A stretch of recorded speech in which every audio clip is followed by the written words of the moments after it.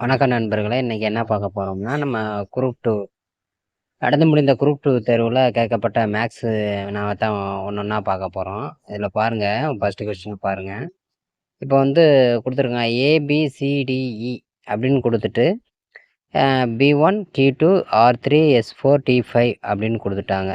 என இருந்தால், பின் வருவனவற்றுள் இதுக்கான குடுத்துட்டாங்க. Q2, B, F, V7, A என்பதற்கு சமமானது எது அப்படின்னு கேட்டிருக்காங்க. நம்ம இதை எப்படி கண்டுபிடிக்கலாம்னா, நீங்கள் ஃபர்ஸ்ட் பாருங்க, எழுதிக்கங்க. ஏபிசிடி எழுதிக்கங்க. நீங்கள் எப்பயும் போல ஏபிசிடி எழுதிக்கங்க.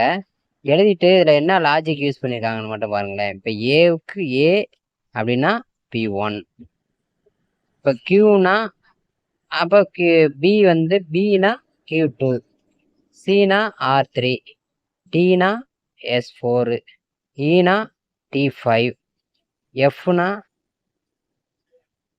U6, Jeena V7. அடுத்த ஹச்னா அப்படியே 8 வரும். அப்போ ஐனா எக்ஸு 9, ஜேனா Y10, கேனா Z11. அப்போ இந்த லாஜிக் தான் யூஸ் பண்ணியிருக்காங்க. ஓகே, லாஜிக்கை நம்ம கண்டுபிடிச்சிட்டோம். அடுத்து என்ன பண்ணோன்னு பாருங்க. ஃபர்ஸ்ட் என்ன கொடுத்துருக்காங்க சம்மில் அப்படின்னு பாருங்க. ஏபிசிடிஇ அப்படின்னு கொடுத்துட்டு ஃபர்ஸ்ட் ஏனா B1 பாருங்க, நேரம் இருக்கும் பாருங்க. ஏனா B1, பினா Q2, சினா R3, டினா S4, ஈனா T5. அப்போ அவங்க சம்மில் என்ன கண்டுபிடிக்க கேட்டிருக்காங்கன்னா Q2, B, F, V7, A. அப்போ Q2னா என்ன வரும்? Q2 அதுக்கு நேரம் என்ன இருக்கு? B. அப்போ B.